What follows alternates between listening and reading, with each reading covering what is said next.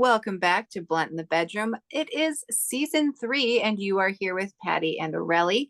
This season, we've got maybe a little bit of a different angle we're going to take on things. We're going to look at things from a, what would you say, social justice aspect, more or less. Yes. I mean, it's Socioeconomic. so, oh, there you go. There you go. I mean, honestly, it's where we end up every conversation we ever have because that's where everything is connected anyway. So it kind of just makes sense to do what we do. Um, yeah. So it's good. I'm glad to be back. And maybe we'll get like a dozen followers this season. It'll be good. Yeah, I hope so. Just kidding. I mean hundreds, thousands. The world will hear what we have to say at some point here when we figure We'll out get social there. media. Let's manifest it. Yes, let's do that. All right. So for today, how did you want to start us off, Aurelie? So what's classy if you're rich, but trashy if you're poor? What's classy if you're rich, but trashy if you're poor? Do you have answers for this already? Government handouts. Oh, there you go. Let's get right to it. Let's. Because the topic that we wanted to talk about today is the silent depression. Yeah. Okay. Can I mention a thing that I think is probably classy if you're rich and trashy if you're poor? Mm-hmm. Smoking weed. Mm-hmm. Or Because drugs in general. Yeah, that's true. That's true. But like weed has been this thing that's been used to vilify people of color and to make them seem like deadbeats and just like terrible bullshit. But now that they're figuring out ways to monetize it more and those businesses are like white male owned, oh, all of a sudden it's like cool and hip and I don't know, maybe I think still classy. There are some dispensaries that I would say are hella classy. Yes. Yeah. I've been to those that look like boutiques. It's Yeah. crazy. Yeah. But I mean, I do feel fancy in them. But I still like my little hole in the wall around the corner. The best. Yeah. I mean, I appreciate that about you and I would love to be counted in that club of people who can say that they can kind of walk the line from trashy to classy and do both. I'm into it. I like to think that makes me a woman of the people. There's a quote I saved, of course, on my Pinterest. And it said basically, I'm glad we're the type of friends that can pair wine with nachos. And I remember reading that thinking that what is wrong with that? I do that all the time. And then I realized that's probably not a classy thing to do. But you're smart enough to be like, why the fuck would I care about someone's opinion of that? And also my wine is like $6 a bottle. So it's not, so maybe anyway, like maybe it's fine. But I mean, I would also do that with a fancy bottle of wine. I don't know. It's okay. I accept it. Yeah. Yeah. We're women of the people. Yes. Of all the people. That's what's happening here. I like that. Well, to that end, this silent depression thing, do you want to give an overview of what you understand to be the silent depression Well, I was situation? hoping I can actually play the video of the guy so that it won't be like plagiarism, because this isn't like, this is an idea of a topic that came from a video that we saw on Instagram. Yeah. This is FM Smith 319. In a silent depression. When you compare the Great Depression, we are in a silent depression. When you compare the Great Depression to today, this is going to absolutely blow your mind. In 1930, during the Great Depression, the average home in America was $3,900. The average car was $600, and the average monthly rent was $18 or $216 a year, and the average salary was $1,300 for the year. Fast forward to today, it is $436,000 for the average home, 48 grand for the average car, and the average rent is $2,000 a month or $24,000 a year. And we have a $56,000 income for the average American right now. So if you look back to the Great Depression, the house was only 3 times the average salary. Now it is 8 times the average salary. The car was 46% of the salary. The car today is 85% of the salary. And here's the craziest part. The rent was 16% of the average salary. It is now 42% of the average salary. We are in a silent depression. So, It's almost like back in the day, they were like, oh, everyone needs to have a shelter over their damn head, so maybe it should not cost that much. Although conversely, for a long time, food was a lot more. I know during that time period, people spent about 40% of their income on their food. oh wow. And we like decided to commodify and subsidize cornfields, wheat fields, all that. And it way brought the price of food down, but at what cost? So now our house costs that much or more. Yeah. What? So interestingly, I think that guy's numbers were wildly different than the woman who was supposedly quoting him. Hmm. Like the first video we watched. Yeah. But damn.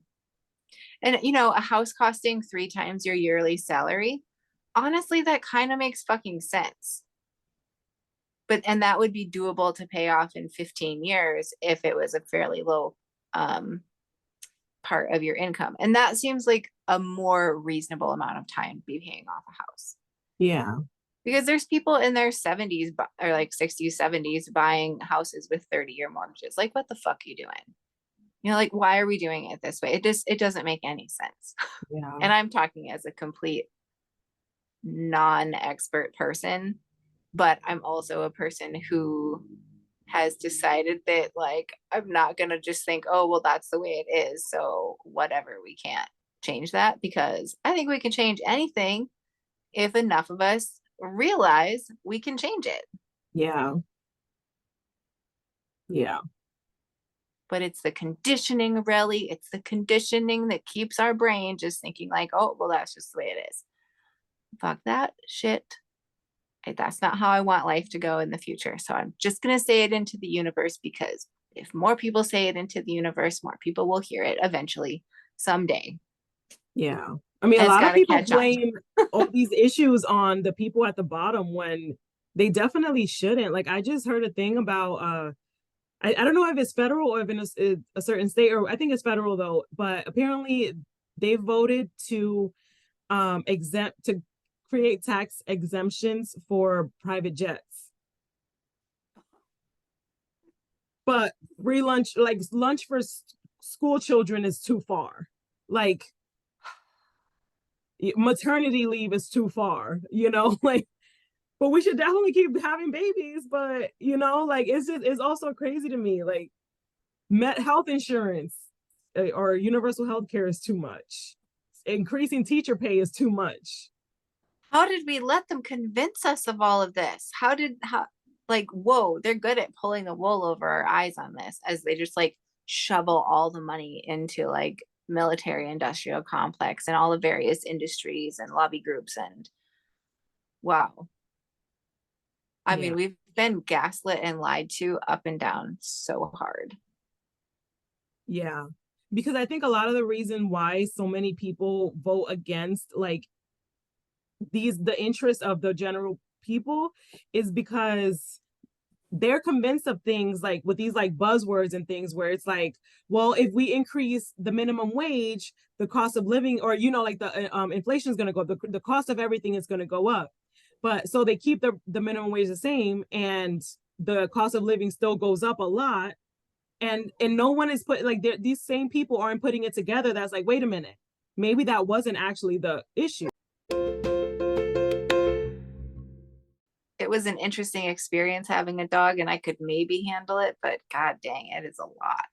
And a reptile is like totally more my speed right now. Like, that's sad, but where it's at, it's okay. I think it's best to acknowledge it. I've known too many stories of people that kept dogs that they didn't, you know, like couldn't take care of or just didn't want to, because I think it's perfectly fair to not just simply not want to, but to keep it anyway. I think that's super selfish, because like these people end up keeping the dogs in cages, like, Yeah. unless they're outside, like there's certain things that I'm like, you could have just not had a dog. Right. I mean, well, me and my reasons to where I deconstruct everything. I mean, I convinced myself that we should not have done this at all. Like that we're kind of evil for creating No, these, not evil, but like, what are we doing? Like, you have to train so many things out of a dog that they would naturally want to do. oh, I see what you mean. And then it's like, so that they can just like make us feel good about ourselves. And I don't know. I saw, I'm not gonna hate on it. Like I'm not yeah, condemning it at all. But like I can completely deconstruct this whole notion and be like, I saw a we video like of this woman saying cause more basically like, problems. we traffic dogs, Yes. take them away from their parent, mom and siblings, and we keep them and we train them out of every like natural everything, and they like basically it's Stockholm syndrome, because they are so, Yes. when I heard that I was like, oh my gosh, we did. I definitely took Anna away from her family. I I mean, we don't know that they have like the feelings that we do because a lot of even that is probably social construct other than like babies clinging to mommies and mommies smelling the babies and babies smell good and that's like biologically advantageous. Yeah, But so we don't know what that's like for dogs, so it could be fine, but also I mean, my thing is uh more with the breeders though, because I think dogs are already out, right? Like if we're rescuing them from the shelter, they're already out there. They already need a pack because they don't have one anymore. oh They need it, right? But the breeders are choosing to do this for money. yes. So I think that's where the issue is. And I got Anna from a breeder, but I did not realize at the time the issue was. Whatever, yeah. And yeah, and I did try to do a shelter one, but they wouldn't because my kid was under the age. I think they needed them to be 7 or something, because I didn't want a little dog. They only let you adopt little dogs, little breeds, if you have a kid under 7 or something like that. And Oh, that's interesting. so I did try, and like I even tried to rescue Greyhound that was from the track. They have like an adoption group that does that, where you can rescue Whoa. it so it won't get put down. But they said absolutely not. Your kid has to be at least 10 for those, if I recall. Wow. We're recording and we're super off topic. Yeah, I kind of was into that. Um, but okay, so I can circle this back around. I know we got way off topic, but it's not because really everything's connected, especially when you're high, you're having a little blunt in your bedroom. Okay, so hear me out. So I also had the realization that the whole dog thing is like this social construct of like your dog says something about you, just like how your car says something about you supposedly. Um in the sense of, if you have a mutt rescue dog, you're putting a statement into the world versus if you have some like really hoity-toity breed of dog that you clearly like have the money to purchase and care for, right? And then when I was exploring this whole dog thing, there's a whole other level of like snobbery that goes on with what you feed your dogs. But like objectively, I can see the case for the raw diet that's like bone and organs and duck feet and craziness. And it's like really cool looking to watch those videos. And like I can see the case made like for and against that kind of food and kibble and all of those things. And it's like so exhausting because it feels like a class war too. Yeah. Like Yeah. one more little tiny way that like people are reminded of where they're at. And You but know? my thing is, why do people have to be so fanatical about things?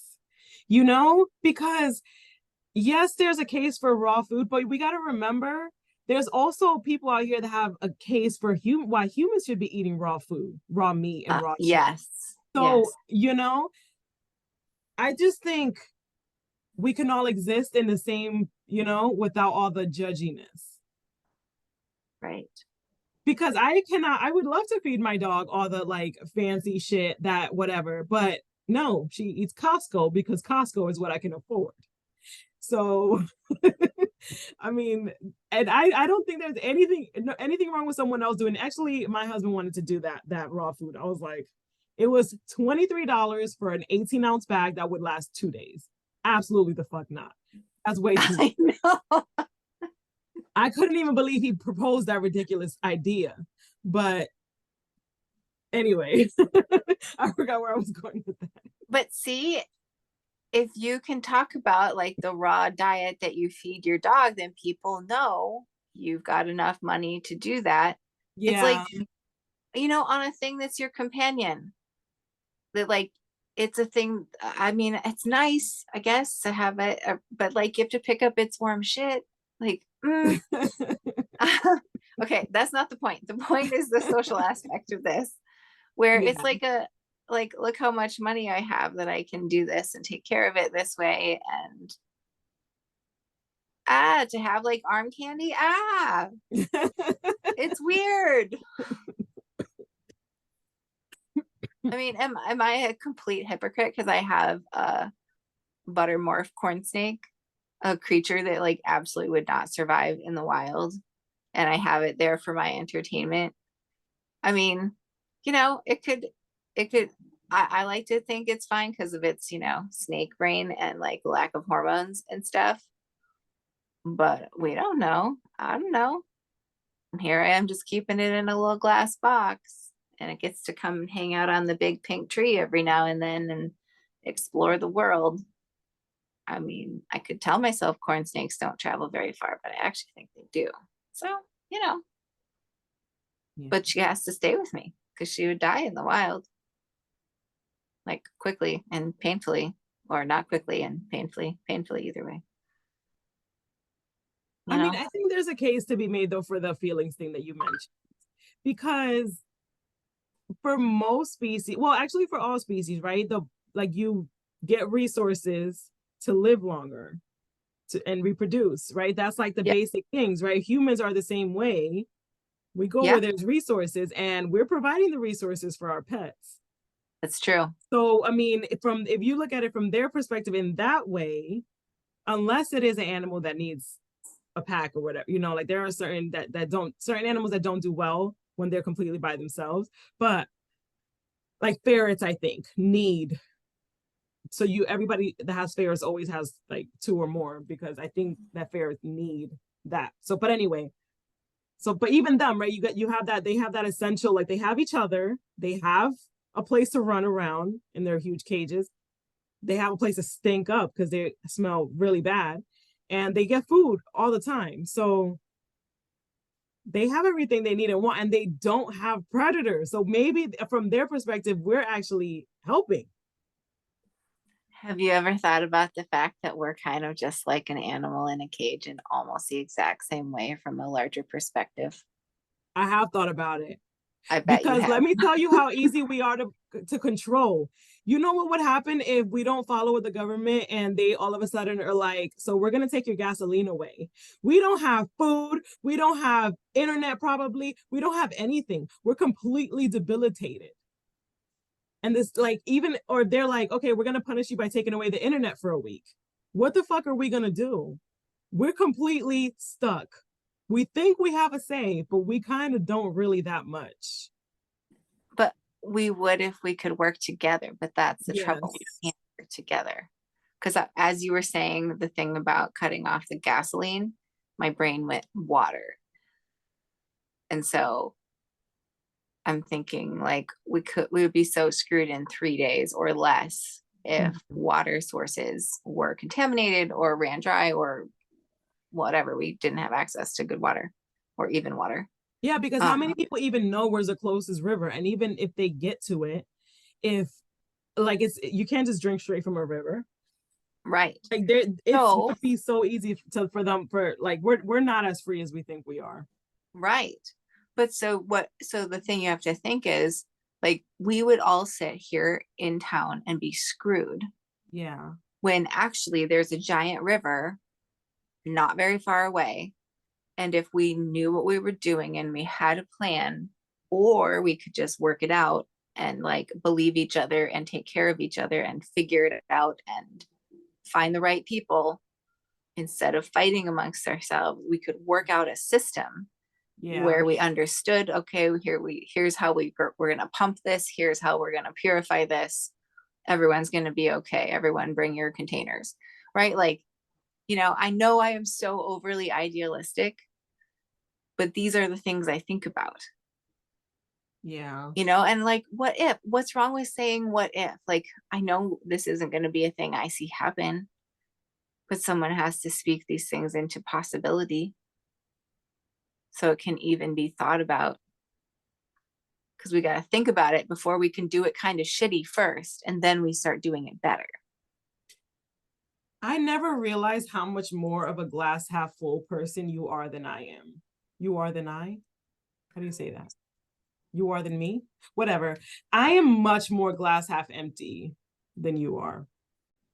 Because for me, whenever I think about something like this happening and like I think also the locked COVID situation, it really like made me lose a lot of faith in humanity. Whenever I saw that there were shortages and there was people out there hogging, like just buying way more than they want so they can oversell it online. Like to me, that's what I saw. That's what stuck out. And that's what made me lose like so much trust and give a damn in the human species. But that's a broken human species that got taught that having all the money was how you survive. But in a real disaster, money isn't how we survive. Working together is how we survive. So I want to practice that because their being bad and hoarding is their trauma response. And it doesn't let them off the hook, but it's an indictment of all of us. Yeah. I can just picture those people hogging the water. It's like the tragedy of the commons thought experiment. The one from sociology, I can't remember if I mentioned it already, but basically it's the same. It's that, right? There's a water source for there's just enough for everyone in that town. But most people are going to take more than they need because they're going to assume that someone else might do that, might take more than they need, and then the first person won't get enough. So if everyone starts taking more than they need, so that everyone, that's just human nature, it seems like. We need to do something about that. I mean, the thing is, we're all convinced there's not enough. Yeah. And that's where it starts. I mean, that's the entire mentality, is the being convinced there isn't enough, but in fact, there's more than we need. Yeah. And we're smart enough that if we're not living in our trauma, I think we can figure out ways to do stuff together that doesn't rape the earth. I mean, if you go to other countries, I'm sure you saw this some in India, but like in the Dominican Republic, for example, that's kind of how they live. And I mean, I've heard people say things like, like, oh, they need to get more over there and develop more and, like put more water tanks or whatever, but those people live fine, and increasing the cost of living is not going to help. But my point is that over there, somebody, they have a bunch of plátanos, bananas or whatever in their yard. They have more than they need, when they chop it down, so they give it to the neighbor. Like that's normal. And then like everybody just kind of shares, and it's very much more community. Right. I mean, some of ours we came by naturally, because think about, like, if the narrative is set by descendants of European immigrants, those European immigrants came from and then here lived in places where you had to grow things in a season and get it stored, and you like had to plan ahead and have enough. And yeah, I mean, damn, they went through some shit to figure out what they were doing the really hard way. Yeah. You know, so like, it's, I mean, is that an epigenetic trauma thing? Like, there is a lot that humans went through to get to where we are now. I mean, that's how, but that's where like the current government system is based from. So if we're still dealing with everything the way that it was dealt with in early Europe or early modern Europe, I don't know how to say that because it's not like early Europe. It would be like the Roman Empire. Yeah, yes. I feel like we're a continuation of the Roman Empire in energy somehow. Oh, definitely. I mean, in so many ways, when we were learning about it for homeschool, this Congress Senate system is from there, if I recall. Uh-huh. So, I mean, maybe this is why the systems long term aren't going to be able to stay this system, and incremental change isn't going to do it. But they're clawing on to that power so bad. And they're convincing everyone else that we need to keep it too by dividing us. Yes. Full circle. It's amazing. Amazing. I'm not like angry about it. I don't want to like burn it all down. People, just think what we could do if instead of caring about profit for profit's sake, we decided that the measure of a good business was one that made lives better for more humans. And contribute to the community. Well, I guess that's saying the same thing. I guess we just think about it in different words. I think about it as more community, like we can be a community, you know, everybody, even if you look at it like countrywide, right? We could have like a huge community where, you know, maybe this part of the country grows a lot of, you know, a certain type of produce, and this one grows like it's better for livestock or whatever. And then you just kind of, you know, it's good, help each other. Right. Or sell to, you know, like it's a community, right? Like where the whole idea is for everyone to be okay. Right. And, you know, those things could maybe be worked out within a small community, but you're right. We can't just have things produced locally. Like, we're so dependent on across the country and across the world relationships.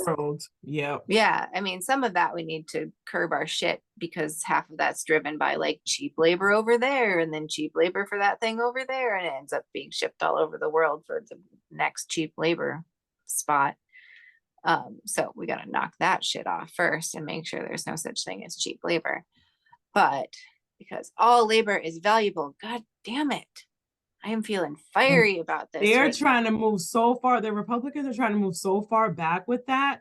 Do you know, in some states, I think like Kentucky and you know, certain like those types of states, they like it's legal for like 10-year-olds to get jobs now. Like that's their solution to getting rid of migrants, so they employ 10-year-olds. Is that for real? To pay them, yeah, because so the whole reason that migrant workers like are so common is because it's cheap labor, and that's always been true. It's not only, you know, current Mexicans. It's always been true. European and, you know, like immigrants, all of that. It's always been true. Cheap labor comes with immigration. So like now to get like that's the problem, right? The immigration is the problem. So, but they still need to fill up that cheap labor. So they hire 10-year-olds to do like factory work. Okay. So what is that, pre-1930s type? That was like Great Depression era, I think. It would have been. Well, I want to see a world where people actually learn how to work together. But back to the idea of the silent depression, I went looking to see where else that phrase exists in the world. And so I just Googled it, of course. And I found a Forbes article, which, you know, kind of watches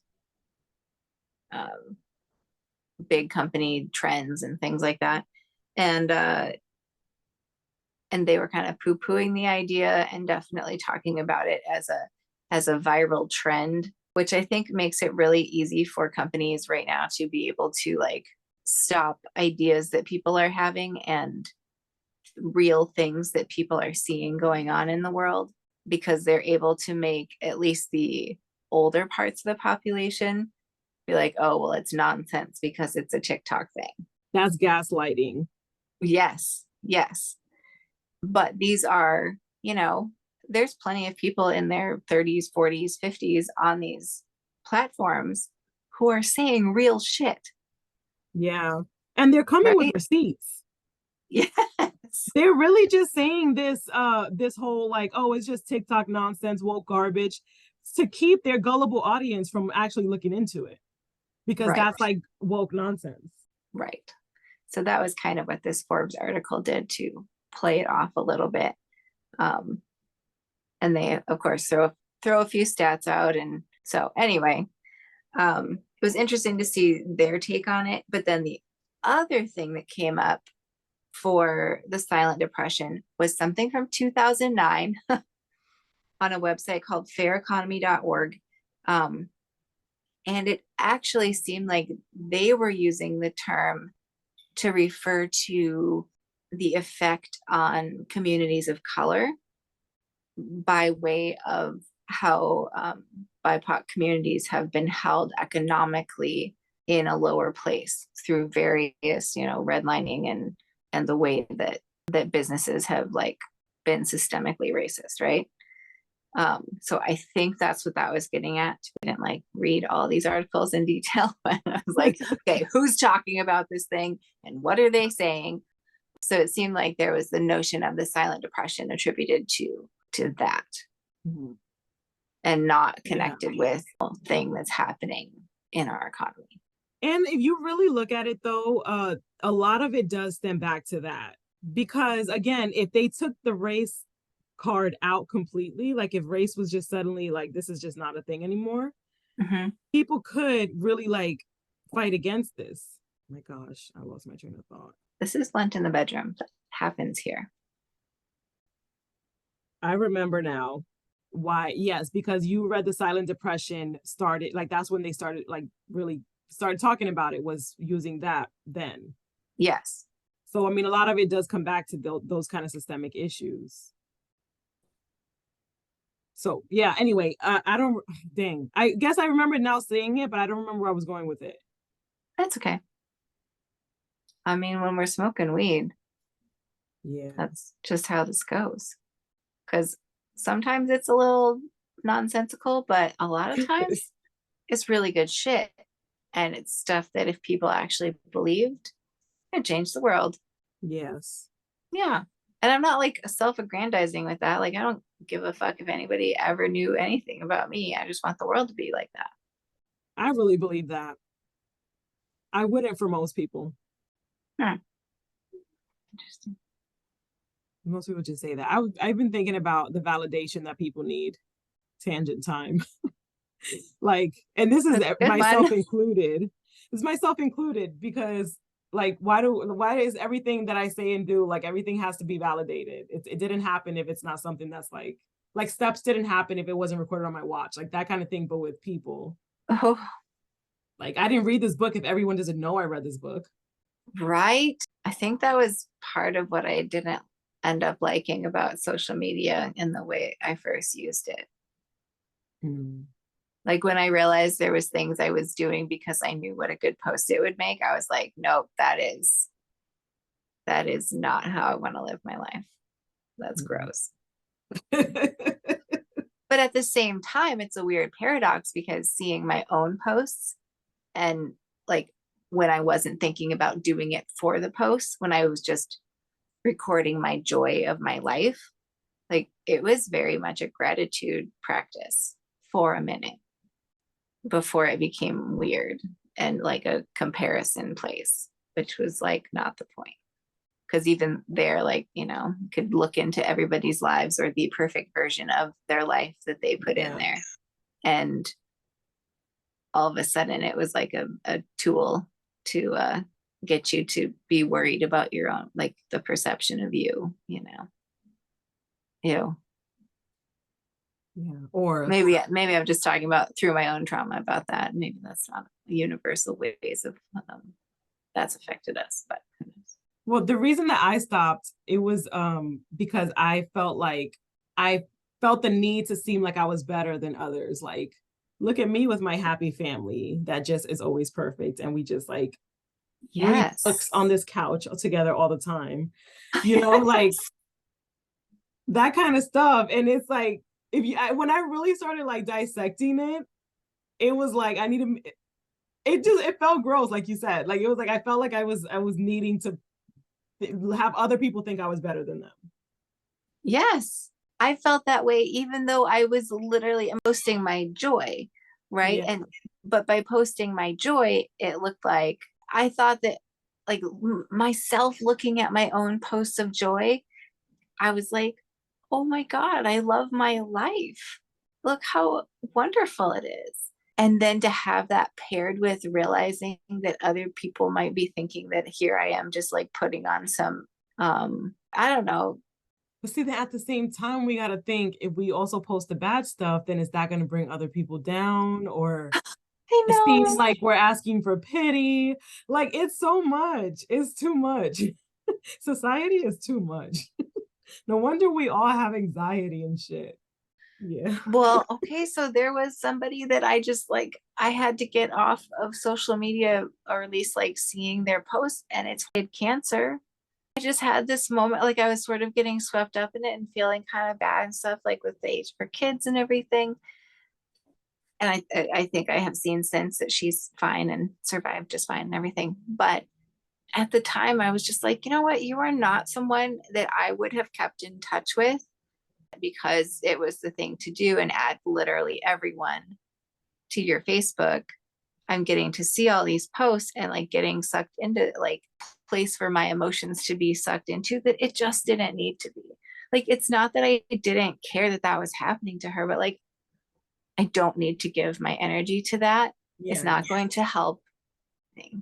Yeah. I actually have another friend that she had to stop, she had to unfriend someone on Facebook too, because her son, her Facebook friend's son, who's 8 years old, had leukemia. And then he got better and then he got it again. And it's like a huge, like grapefruit sized tumor. And it's just very sad. And, you know, it's just like, and she feels the same way. She's like, I feel so bad that she's going through this, but I just said like it's not going to help for her to feel bad about, you know, like, because that's like really emotionally draining to like think of someone going through these things.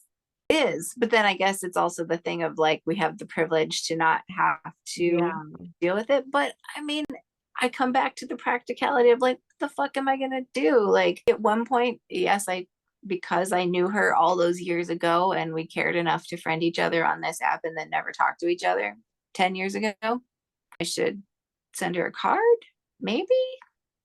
I mean, it's like to the point where you kind of wonder if this person, if you did send a card, would be like, huh, why would they do that? You know, is that like an asshole move or is it just No. practical? I feel like it's just practical. I think it's just practical. I think if she were to delete you from Facebook right now, would you even like really notice? Or, you know, before all this happens. No. Right. Right. So No. yeah, so I don't think there's anything wrong with that. I actually have had to do that with people that either say stuff that's like that I don't agree with, or if they are constantly having relationship issues and posting every single thing about it. And then 2 days later, they're back with their boyfriend, that super toxic boyfriend. And then 2 days later, oh, he cheated on me with so-and-so and prostitutes or whatever. It's like, I just can't even. So I'm just like, you know what? I don't need to put mental energy into this. I think this is, you know, bringing me down. I'm not going to help. Nothing I say is going to help. You know? Is that a boundaries issue? You're very good at boundaries. I always think. I try But to I be. struggle with like guilt around stuff like that if I'm not. I mean, but I've gotten over it because I've just been like telling everyone that I knew at some point to fuck off, basically. But you know what? I think it's important to tell toxic people in your life to fuck off. I agree with that. And I think when you're a broken person in certain ways, you're really attractive to toxic people. And they just keep coming until you learn your damn lesson. Yeah. Because a lot of those people, they back off as soon as they know you see them. So, and the Yep. way they're going to know that you see them is when you tell them you see them. They will back off on their own. So that's how I set my boundaries. I'm like, basically, I see you. Well, that usually works, but there are some people that I have had to straight up be like, we're not friends, leave me alone. And she does now, like she and I actually in the same networking group, and she says nothing to me, as she should. She does exactly what I told her to do. Like she looks at me kind of like, I'm here talking to whoever else. Like you're not even exist. You might as well be a chair. Oh my God, that gives me a horrible feeling in the pit of my stomach. She pissed me off, but she shouldn't have. I mean, the bridge that leads to my friendship is kind of valuable for a lot of people. And she was the type that would take advantage of that. So she fucked up, but she knows she fucked up. She needed me way more than I didn't need her at all. She needed me, and it was stupid of her to mess that up. So I don't feel bad about it at all. She did it to herself. Yeah. Maybe that makes me an asshole. I'm okay with that though. Nope, it does not. The Christian admonition to forgive, like kind of in the face of being treated like garbage, is some bullshit. That's what I just realized out of everything you just said. I mean, it took me a long time to be able to do that. And it was whenever I stripped away all of the Catholic stuff. Because again, who's shaking the jar? Who benefits from us believing that? Damn. We thought this was going to be about the silent depression, but this is about who's shaking the jar. Those are the same people that's shaking the religious jar and the race jar and all those jars. It's the same people that's causing this and benefiting so much. All their private jets, when so many people can't even afford rent, when people that have like high college degrees have to have 4 roommates to survive. Like, yeah. Anyway, I don't remember where I was going with that either. My bad. Shit. Did I finish what I was saying? I don't even know. Yeah, I think you did. You didn't need to know where you were going because you landed in the right place. Yeah, we're fine. Yes, exactly. Wow. Okay. Well. I got a call today. Again, I don't know why these people don't just put me on a list of progressives of the state, but I got a call from the chief of police department or whatever asking for money.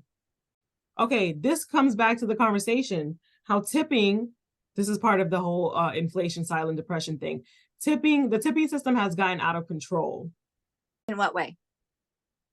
Like everywhere so much of how much money people make is starting to depend on the consumers, right? So like McDonald's increased their pay for their workers, but they increased also the price of all the food. So all of it goes back to us instead of them just cutting into their own profits, or at least slow down the increase of their profits. Because that's all it would really be. It's not like we're asking them to like not have their own, salary. No, but there's the disparity between the lowest and the highest paid person in a company is unnecessary.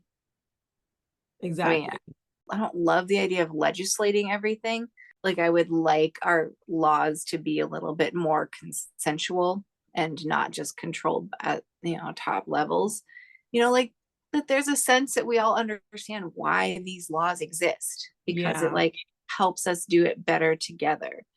So it's like it is political, it is policy related, but I lost my train of thought. See, I've heard things about how like now some landlords now are asking for people to tip whenever they pay their rent. What?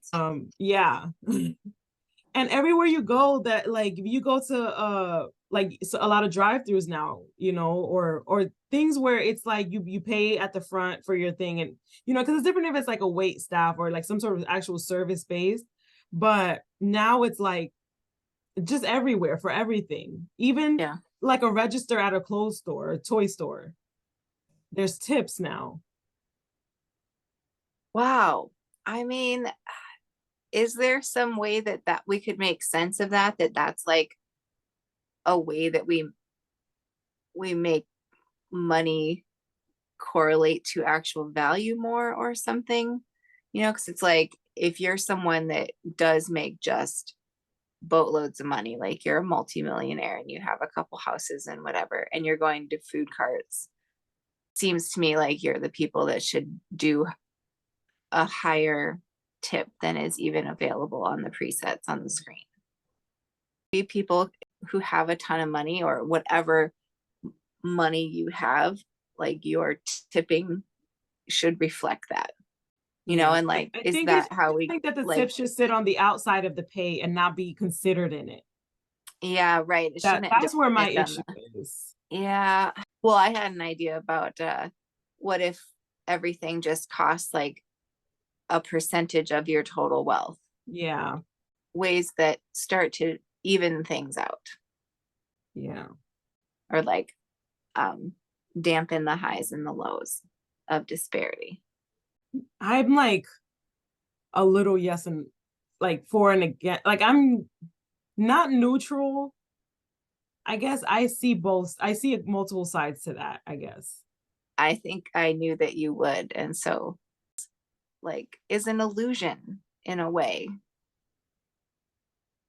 You know, like the money and all of that shouldn't actually matter. Like there's enough stuff here. If we all work together, we can get enough stuff to everybody. Yeah. Agreed. Mhm. We would end up a lot of us living far less luxurious than we think we're living now, because it's a whole scam. Oh, I saw another video that said that our way of life is a scam, and she like presented all the reasons why she thinks that, and I was like, oh my God, it's true. A scam. Work a lot for a very long time because we, you know, like we work for way too many decades to maybe be able to retire somewhat comfortably, you know, to then like we basically our whole lives is just to retire, to maybe be able to retire, because we have to work a lot. We, you know, send our kids to school, we barely could afford vacations, all that stuff, just to get to the end to maybe be able to retire. And good points, because we could all just be living on a beach somewhere, you know, we could up and go and not have to deal with this shit. I think we have to. Well, that was great fun. I super miss getting to hang out and chat and talk about deep shit where someone understands me or is willing to fight me. So thank you for coming back and doing season 3 together with me. Same. I've missed it a lot too. I'm happy we're back doing it Thursdays. Thank you. And we'll see you back at the next episode.